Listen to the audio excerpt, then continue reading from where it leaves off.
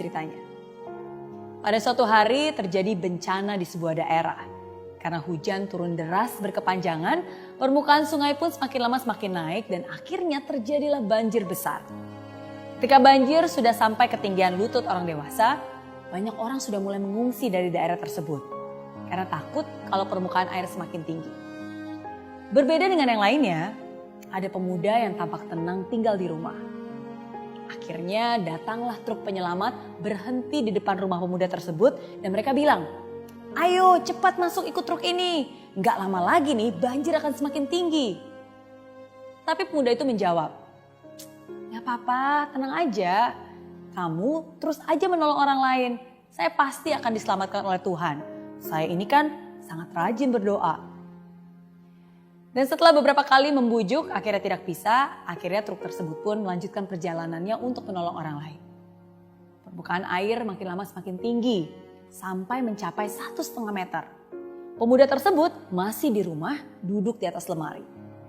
Lalu datanglah regu penolong dengan membawa perahu karet dan berhenti di depan rumah pemuda tersebut.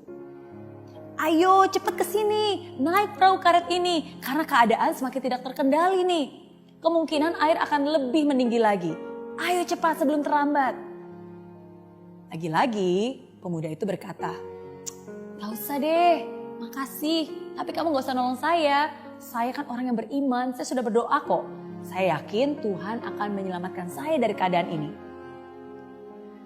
Perahu dan regu penolong pun pergi tanpa membawa pemuda tersebut. Dan sesuai prediksi, banjir semakin besar dan kali ini sudah banyak rumah yang tenggelam. Air sudah menutupi atap. Dan pemuda itu rupanya masih aja duduk di atas atap sambil terus berdoa. Lalu datanglah sebuah helikopter dan regu penolong. Regu penolong melihat pemuda tersebut, langsung melempar tangga tali dari helikopter dari atas dan terdengar suara dari megafon. "Pak, cepet, ayo. Pegang tali itu, naik ke sini sebelum terlambat." Tapi lagi-lagi pemuda itu menjawab dengan berteriak, "Gak usah khawatir, saya ini orang beriman, rajin berdoa. Tuhan pasti akan menyelamatkan saya." Begitu katanya. Dan ketinggian banjir semakin lama semakin naik dan akhirnya seluruh rumah di daerah tersebut terendam seluruhnya. Kamu mungkin bertanya, gimana ya nasib pemuda tersebut? Pemuda tersebut akhirnya mati tenggelam. Dan di alam kematian dia pun dihadapkan pada Tuhan. Nah, pemuda ini langsung protes. "Tuhan, aku sudah berdoa kepadamu, selalu ingat kepadamu. Tapi kenapa aku tidak Engkau selamatkan dari banjir itu?" Tuhan pun menjawab dengan singkat, "Aku selalu mendengar doa-doamu. Untuk itulah aku mengirimkan truk, perahu karet, dan terakhir helikopter. Tapi kenapa kamu tidak peduli? Kenapa kamu acuh?" Pemuda tersebut pun menangis. Dia merasa begitu bodoh bahwa dia tidak menyadari pertolongan itu. Tapi apa daya, semua sudah terlambat. Cerita tersebut bisa menjadi relevan dengan keadaan sekarang ini. Kadang sampai saat ini nih, masih saja ada beberapa orang yang acuh dan tidak peduli dan menganggap remeh.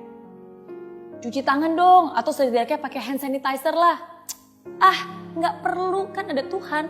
Percaya aja lah hidup mati di tangan Tuhan." Ketika ada teman bilang, "Jangan salaman dulu," malah diledekin. "Ih, kok jadi orang takut amat sih? Kan ada Tuhan, gak usah takut." Ketika ada saudara dan himbauan yang mengatakan, "Jangan liburan dulu, gak perlu deh jalan-jalan, apalagi kumpul-kumpul orang banyak." Tapi masih ada beberapa orang yang menempis dan bilang, "Ih, gitu aja kok takut. Buktinya saya keluar juga gak apa-apa kok. Justru nih sekarang mumpung semua tiket hotel murah, enaknya jalan-jalan, mumpung masih muda, sehat pula. Gak apa-apa lah, ngapain juga takut, kan ada Tuhan yang menjaga. Doa saya kuat kok, kamu aja kali yang imannya kurang kuat nih." Dan akhirnya begitu dia kena virus corona, baru dia protes. "Tuhan, kenapa Engkau tidak melindungi aku? Kenapa Engkau tidak menjawab doaku?" Siapa bilang Tuhan tidak menjawab? Mungkin Tuhan sudah memberikan pertolongan lewat teman-teman yang mengingatkan, lewat informasi, lewat pengetahuan yang dibagikan. Jadi di saat-saat seperti ini, jangan jadi orang acuh dan cuek. Jadilah orang yang bijak. Dan sikap bijak kita itulah yang nantinya bukan hanya bisa menyelamatkan nyawa kita, tapi juga nyawa orang-orang yang ada di sekitar kita. Be considerate, be responsible. Hargai juga orang-orang luar biasa yang memang harus tetap bekerja demi kelangsungan hidup kita.